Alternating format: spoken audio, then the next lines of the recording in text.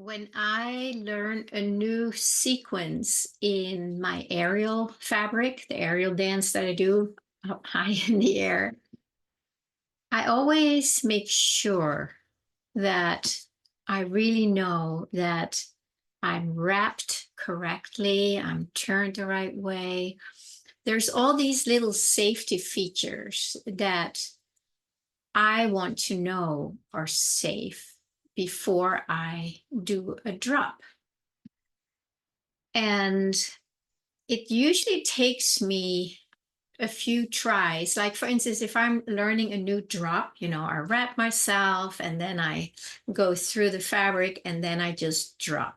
And then I usually make some kind of a, circle, round circle where I go all the way around. And then I end up face up, let's say arm to the side. So before I do that, I need to make sure that, my hips are wrapped, it's behind my back, and all the little things. And then before I really let go, I usually hold on to the pole, and then I slowly let myself drop down several times. I do that whole sequence before I feel ready to just drop, to just let it all go. And then it's fun. And then I want to do it again and again because now it's like super fun and exciting. I know I'm safe. I know I am held in the fabric because I have wrapped it correctly. And then I can play up there in the air. So I don't just climb up and do something I don't really know what is, and I'm not sure if it's going to hold me when I drop. That would be totally stupid, right? So I want to use that metaphor for the letting go into the divine when we are ready to let go of the matrix or the overlay that we live in. It's all very real for to a certain extent. It makes us feel safe in there because we kind of know how things work, and we live within those parameters. But then when we come to a point where we are ready to let that whole nonsense go, what are we letting go into?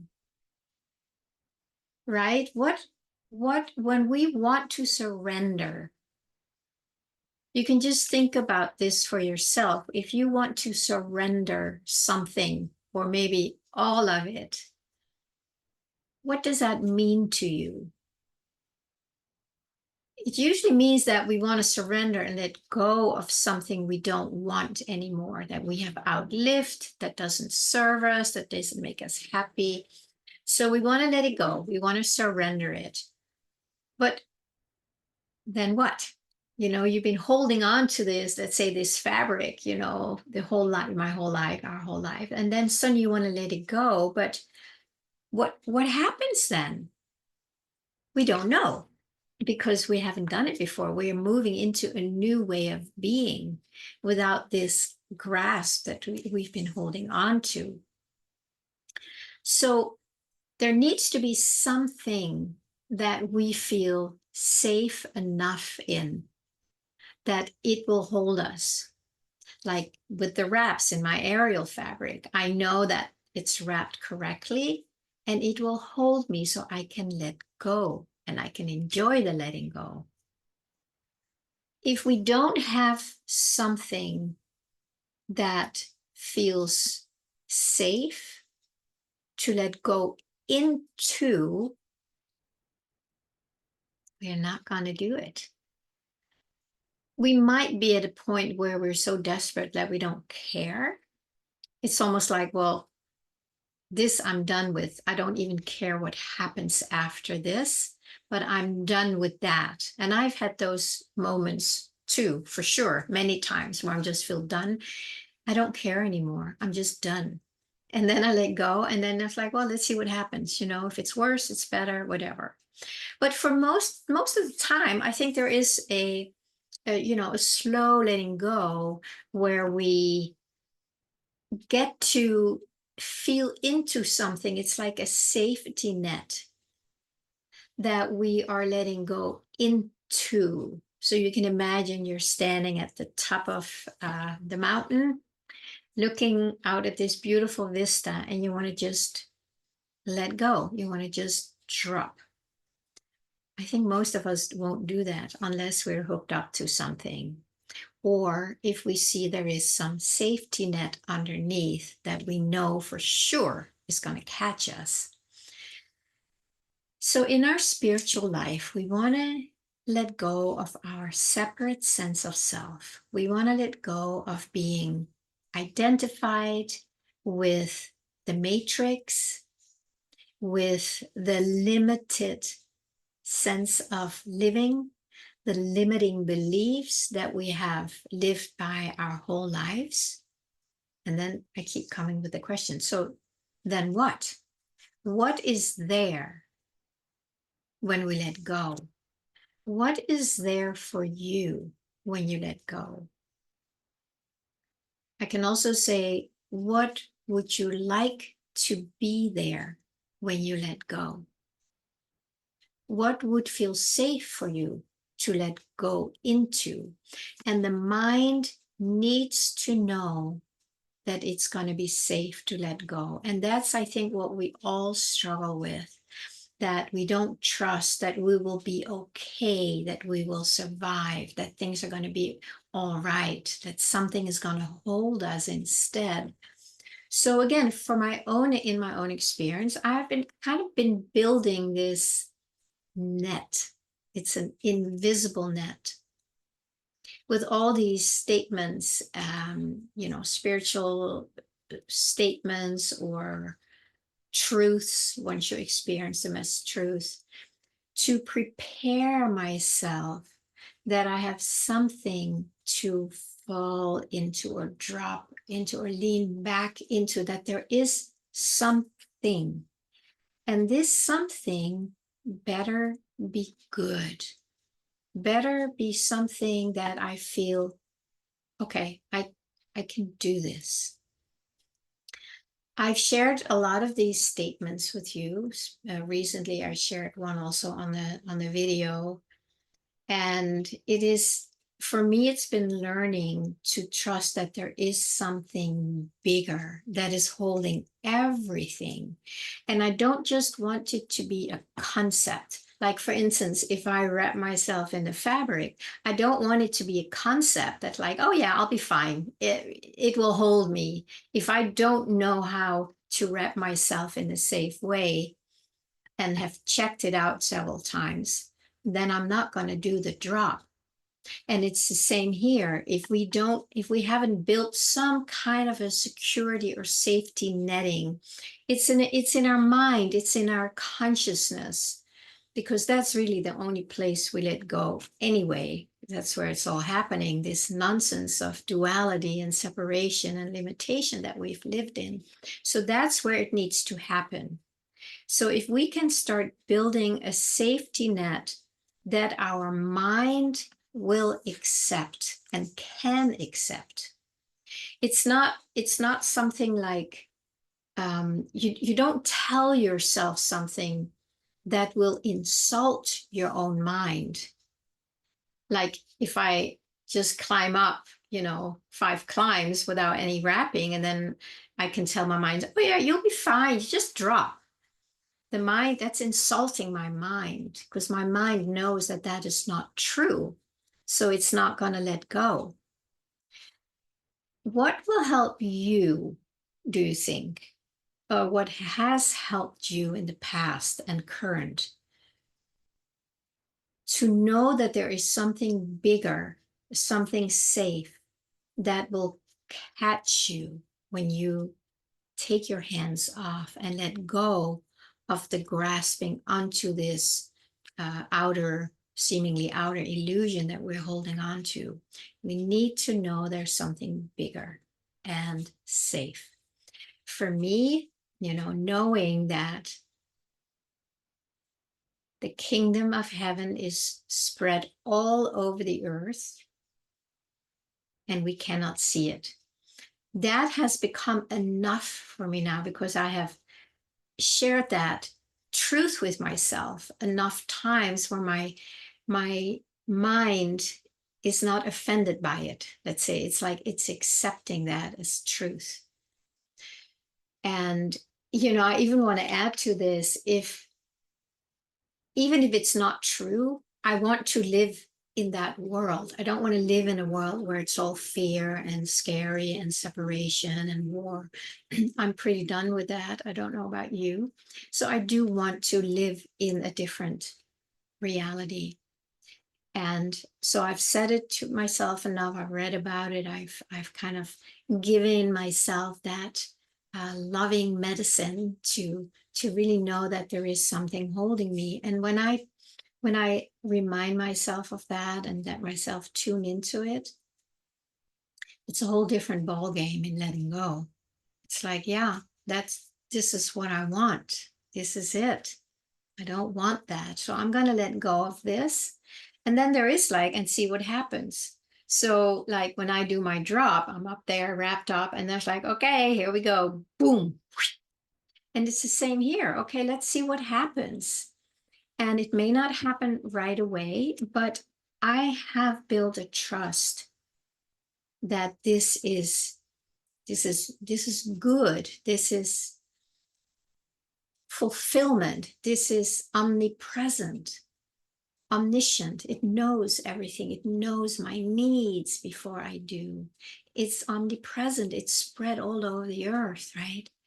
And it is omnipotent. It's also all power, one power.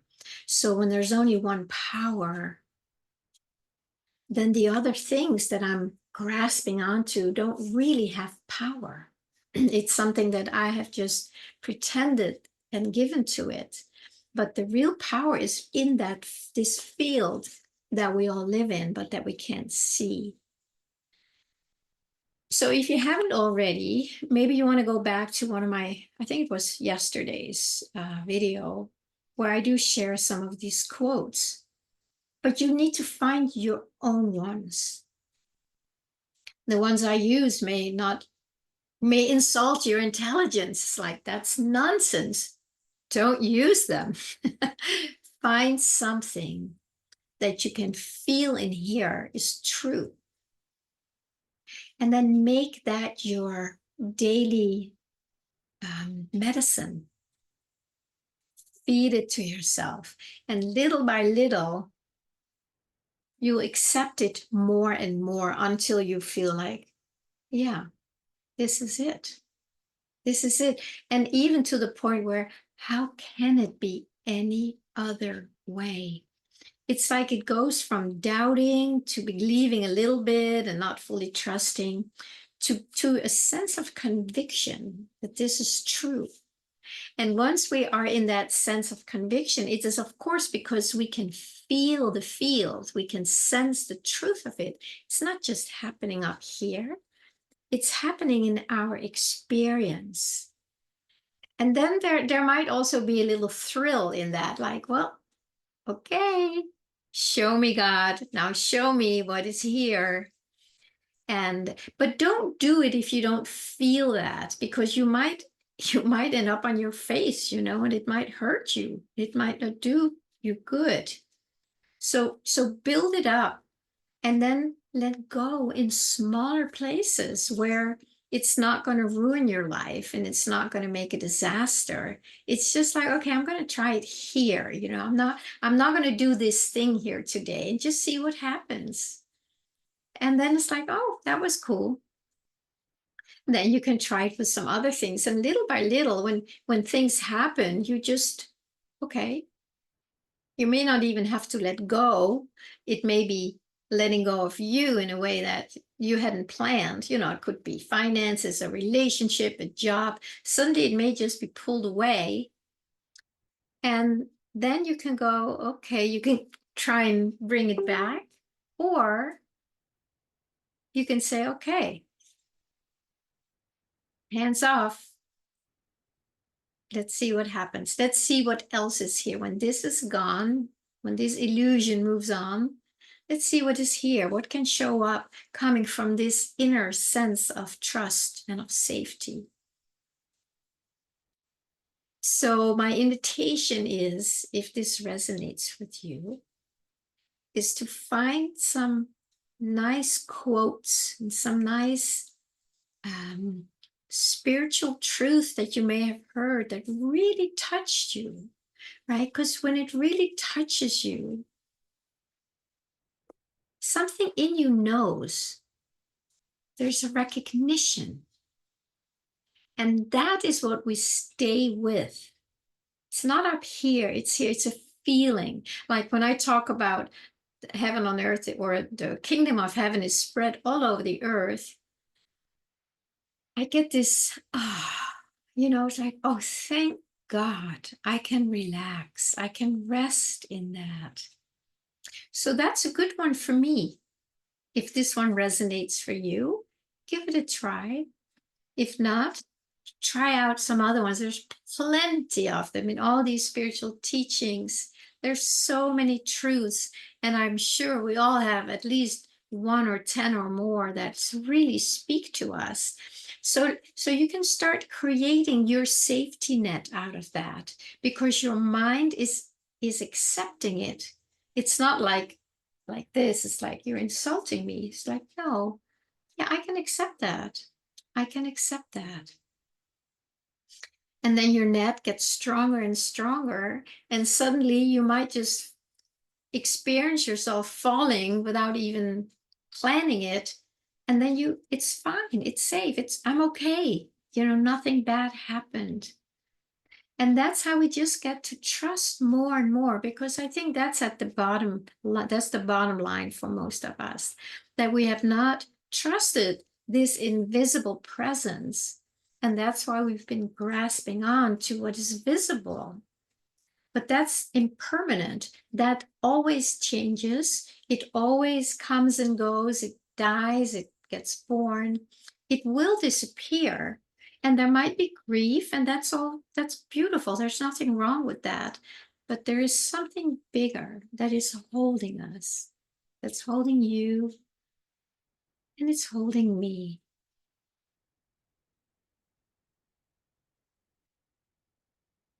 Right now, actually, if you want to just take a moment and let yourself be held in something that's much bigger than a mind.